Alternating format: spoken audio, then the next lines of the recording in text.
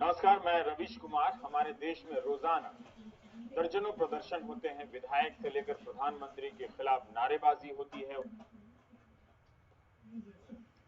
नमस्कार, मैं रवीश कुमार। हमारे देश में रोजाना दर्जनों प्रदर्शन होते हैं। विधायक से लेकर प्रधानमंत्री के खिलाफ नारेबाजी होती है, उनके पुतले फूंके जाते हैं। पुलिस की अनुमति से या कभी कभी बिना अनुमति के भी प्रदर्शनकारी प्रधानमंत्री निवास के करीब जाकर नारेबाजी कराते हैं। लाठीचार्ज होती है, पानी की बौछारें छोड़ी जाती हैं, कई बार हिरासत में लिए जाते हैं लोग और छोड़ भी दिए जाते हैं। हम सब इन प्रदर्शनों को नौटंकी भी समझते हैं और जरूरी भी मानते हैं।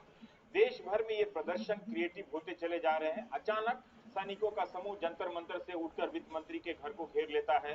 कभी प्रदर्शनकारी जिनका विरोध करते हैं उनके घर जाकर गुलाब का फूल तक दे आते हैं।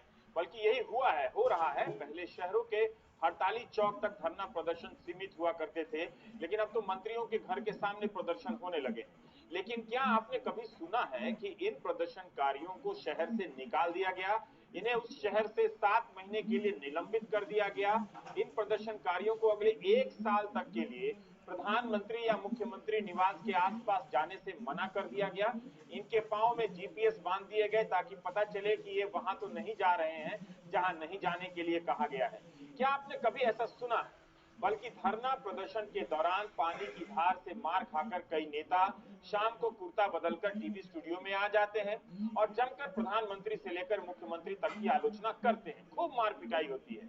इन्हीं टीवी स्टूडियो वाले भी अपने स्टूडियो से इन्हें नहीं निकालते हैं कि आप प्रदर्शनकारी हैं, चले जाइए 6 महीने के लिए बाहर, आप विरोध कर रहे हैं। लेकिन कुछ तो दिमाग लगाएंगे हम और आप और सोचेंगे कि आखिर क्या बात है कि जब विश्वविद्यालय में कोई राजनीतिक गतिविधि होती है, कोई फिल्म दिखाई जाती है या मारपीट ही हो जाती है, कोई सवाल कर देता है, तो किस तर्क से छात्रों को हॉस्टल से, लाइब्रेरी से, कैंपस से या फिर विश्वविद्यालय से ही कई महीनों के लिए या हमेशा के लिए निकाल दिया जाता है?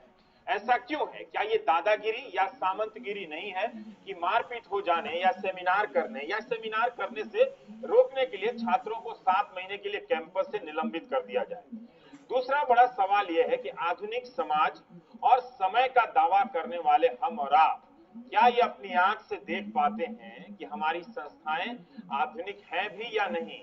उनकी सजाएं सामंतवादी और जातिवादी सोच से क्यों मिलती जुलती हैं? गांव से निकाल देना, कुएं से पानी नहीं पीने देना, मंदिर में घुसने से रोक देना और हॉस्टल से निकाल देना, लाइब्रेरी में नहीं जाने देना, कैंपस में नहीं आने देना, ये सजा है या सजा के नाम पर उसी मानसिकता की निरंतरता? हम हैदराबाद यूनिवर्सिटी के एक दलित छात्र की आत्महत्या की बात कर रहे हैं। जरूरी है कि हम ये जान लें कि पहले हुआ क्या था। अंबेडकर स्टूडेंट्स एसोसिएशन के छात्र नकुल सिंह साहनी की एक फिल्म है मुजफ्फरनगर बाकी है के दिखाए जाने का समर्थन कर रहे थे। ये फिल्म दिल्ली विश्वविद्यालय में दिखाई जानी थी पिछले साल, जहां एबीवीपी ने विरोध किया। जैसे इस बार राम पर सेमिनार हो रहा था तो एनएसयूआई वालों ने विरोध किया। फिल्म दिखाने के समर्थन में अंबेडकर स्टूडेंट्स एसोसिएशन के छात्रों ने हैदराबाद यूनिवर्सिटी में विरोध प्रदर्शन किया। इस कारण एबीवीपी के नेता वहां के फेसबुक पर इन छात्रों को गुंडा लिख दिया उन्होंने। बाद में एबीवीपी के नेता ने विश्वविद्यालय के सुरक्षा अधिकारियों के सामने लिखित रूप से उनसे माफी मांग ली, मगर अगले ही दिन एबीवीपी के नेता सुशील कुमार ने आरोप लगाया कि अंबेडकर स्टूडेंट्स एसोसिएशन के 30 छात्रों ने उन्हें घेर कर मारा पीटा है और वे अस्पताल में भर्ती है। ये मामला अगस्त 2015 का है। इन आरोपों की जांच के लिए प्रोक्टोरियल बोर्ड बैठा, जिसने पाया कि सुशील कुमार के पीटे जाने का कोई प्रमाण नहीं है। मौके पर पहुंचने वाले सुरक्षा गार्ड ने भी मारपीट की कोई बात नहीं कही है, लेकिन वहां उन्होंने भीड़ देखी थी। सबूत नहीं मिला, फिर भी अंतिम रिपोर्ट में बोर्ड ने 5 दलित छात्रों को 1 सेमेस्टर के लिए निलंबित करने का फैसला सुना दिया। उसके बाद इन छात्रों ने विरोध किया तो पूर्व वाइस चांसलर जो उस वक्त थे, शर्मा जी ने बुलाकर बात की और सजा को नए सिरे से जांच होने तक के लिए वापस ले लिया। 12 सितंबर 2015 को सजा वापस लेने के बाद पूर्व वीसी ने कहा कि एक नई कमेटी बनेगी जो जांच करेगी। इस बीच 21 सितंबर 2015 को नए वाइस चांसलर प्रोफेसर अप्पा राव आ गए, पुराने वाले बदल गए। नए वीसी ने कोई जांच कमेटी नहीं बनाई। विश्वविद्यालय की सर्वोच्च कार्यकारी समिति ने अपने स्तर पर फैसला दे दिया और ये 5 छात्र हॉस्टल से निलंबित कर दिए गए और इनकी फेलोशिप रोक दी गई। यह घटना 21 दिसंबर 2015 की है। 21 दिसंबर की सजा पहले की सजा से ज्यादा सख्त कर दी गई। हॉस्टल से निकालना और फेलोशिप को रोकना, यह भी जोड़ दिया गया। इन छात्रों ने हाईकोर्ट में याचिका दायर की, जांच नहीं हुई है या नई कमेटी बनी है, ये क्या राजनीतिक कारणों से वीसी ने निलंबन का फैसला बहाल किया, सितंबर वाला फैसला। यह भी आरोप है कि बीजेपी की एमएलसी हैं, बीजेपी के एक एमएलसी हैं, उन्होंने पूर्व वीसी आरपी शर्मा को मिलकर मुलाकात की इस मामले में, जिसके कारण पहली बार प्रोक्टोरियल बोर्ड की अंतिम रिपोर्ट में इन्हें दोषी ठहराया गया, जबकि प्राथमिक रिपोर्ट में कोई सबूत नहीं मिला था। बीजेपी सांसद और मौजूदा केंद्रीय श्रम मंत्री बंडारू दत्तात्रेय ने 17 अगस्त 2015 को मानव संसाधन मंत्री को एक पत्र लिख दिया। विश्वविद्यालय की घटना पर केंद्रीय मंत्री ने जो लिखा उसका सार इस तरह है कि पिछले कुछ दिनों से हैदराबाद यूनिवर्सिटी जातिवादी, अतिवादी और राष्ट्र विरोधी राजनीति का गढ़ बन गया है। जब याकूब मेमन को फांसी दी गई थी तो एक प्रमुख छात्र संगठन अंबेडकर स्टूडेंट्स एसोसिएशन ने फांसी के खिलाफ मार्च निकाला।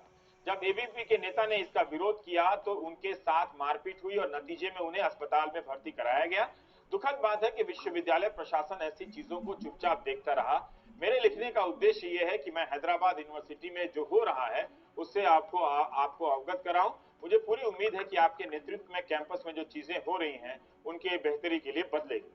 छात्रों का कहना है कि इन राजनीतिक दबावों के कारण मारपीट और चोट के सबूत न होने के बाद भी उन्हें दोषी ठहराया गया और निलंबित किया गया।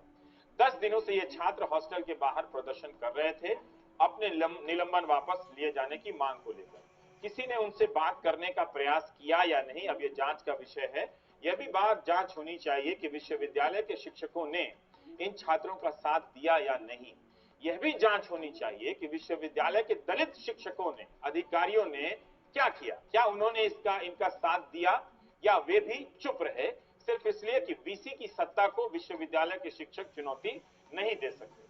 28 साल की उम्र थी रोहित वेमुला की। रोहित उन 5 छात्रों में से एक था जिन्हें हॉस्टल से निलंबित किया गया, जिसकी फेलोशिप 7 महीने से रोक दी गई थी। रोहित की मां दर्जी का काम करती हैं गांव में, आप जानते ही होंगे, अंदाजा लगा सकते हैं कि कितना कमा पाती होंगी। और उसका परिवार गुंटूर के गांव का रहने वाला है। बेहद गरीब परिवार से आने वाला छात्र रोहित पढ़ने लिखने में काफी अच्छा बताया गया है।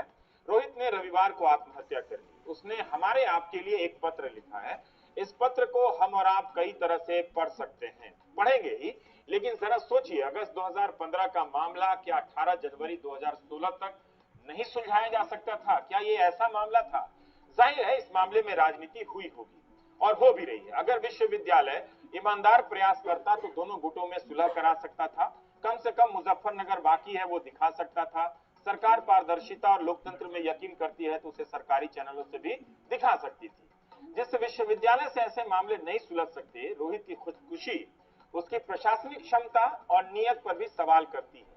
क्या इस मामले को लंबा खींचकर विश्वविद्यालय ने रोहित को वो सब कहने के लिए और करने के लिए मजबूर नहीं किया जो उसने इस चिट्ठी में लिखी है, जो उसने आत्महत्या की है जिसके कारण? गुड मॉर्निंग कहा है उसने आप सभी को इस चिट्ठी में, इसलिए सुनने के पहले थोड़ा जाग जाइए।